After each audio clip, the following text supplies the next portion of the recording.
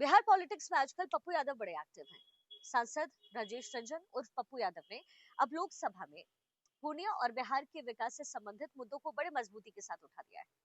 उन्होंने केंद्र सरकार से पूर्णिया में हाई कोर्ट बेंच, आईआईएम और आईआईटी की स्थापना की मांग कर डाली है। साथ ही मक्का मखाना, मछली और चाय जैसे जो उत्पाद है उस पर आधारित 5 फैक्ट्री लगाने का आग्रह किया है। उन्होंने भीमनगर बैराज के पुनर्वास के लिए केंद्र से विशेष सहायता की भी अपील की है। लेकिन all of sudden Pappu Yadav इतने एक्टिव क्यों हो गए हैं? अब जाहिर है आने वाले दिनों में बिहार में विधानसभा चुनाव होने हैं। ऐसे में पप्पू यादव का एक बड़ा जनाधार वहां पर है। लोकसभा में पप्पू यादव सांसद जो हैं पूर्णिया और बिहार के विकास से संबंधित मुद्दों पर पुरजोर तरीके से उसका समर्थन किया। High court bench, IIM, IIT की स्थापना की मांग केंद्र सरकार से हुई और मखाना, मछली, चाय जैसे उत्पाद पर आधारित 5 फैक्ट्री लगाने की बात उन्होंने कही थी। यही से प्रॉब्लम शुरू होती है। भीमनगर का मुद्दा भी उन्होंने उठाया, जिसके बैराज के पुनर्वास की जो बातें हैं वो कही जा रही थी। सांसद ने कहा कि इन उद्योगों के विकास से क्षेत्र में रोजगार का सृजन होगा और अर्थव्यवस्था को मजबूती भी मिलेगी।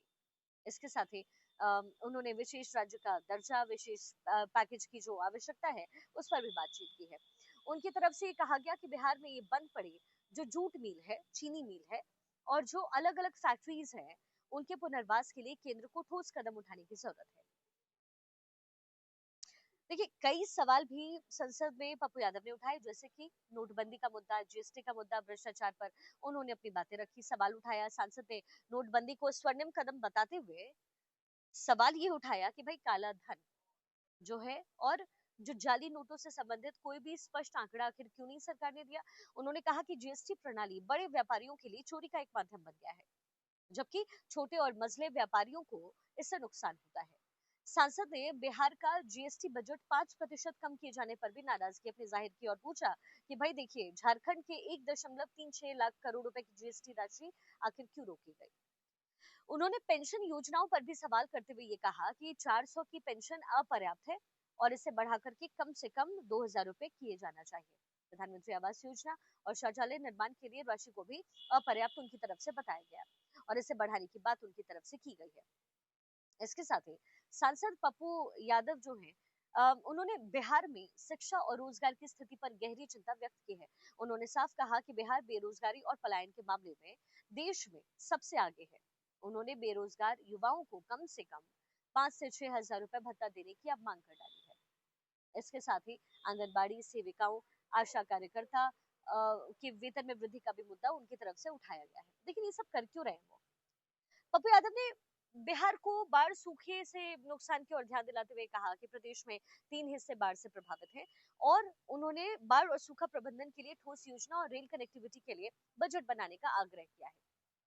पप्पू यादव ने कहा कि बिहार को विशेष राज्य का दर्जा देकर केंद्र सरकार को ये दिखाना पड़ेगा कि वो बिहार के विकास के लिए प्रतिबद्ध है। और उन्होंने ये भी कहा कि बिहार के विकास में पर्यटन और उद्योग की बड़ी भूमिका हो सकती है, बशर्ते सरकार पर्याप्त सहयोग और संसाधन आराम से दे। अब पप्पू यादव की ये जो 5 मांगे हैं, जाहिर है वो इस समय टेंशन नीतीश कुमार की बढ़ाएगी और तेजस्वी को चिढ़ इससे जरूर होगा, क्योंकि ये वो मुद्दे हैं जो आरजेडी को उठाना चाहिए और आरजेडी अगर इन मुद्दे को उठाती तो फिर यहाँ पर फायदा आरजेडी को होता, उसको बढ़त मिलने की उम्मीद थी। लेकिन जब संसद में पप्पू यादव ने तमाम मुद्दों को उठाया तो एक तो बिहार के लोगों के मन में ये बात आई कि भाई ये भी मुद्दे हैं, बिहार के जो स्थानीय मुद्दे हैं जिन्हें विपक्ष को उठाना चाहिए, सरकार को करना चाहिए था, जो आरजेडी की तरफ से नहीं किया गया, नीतीश की तरफ से सोचा नहीं गया। तो अब जाहिर है कि ये जो चिढ़ है वो इसी बात से है तेजस्वी को। और पप्पू यादव का जब भी जिक्र होता है तो भले ही पप्पू यादव अब कांग्रेस के साथ मिल गए हों और आरजेडी और कांग्रेस भी इस समय साथ हो, लेकिन जब बात बिहार की पॉलिटिक्स की होती है तो पप्पू यादव को साइडलाइन रखने की कोशिश कम से कम आरजेडी की होती है।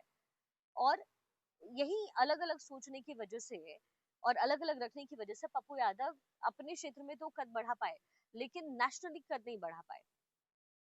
अब इस पूरे मामले में क्या होगा, नीतीश कुमार की तरफ से क्या प्रतिक्रिया होती है, तेजस्वी क्या कहेंगे पता नहीं।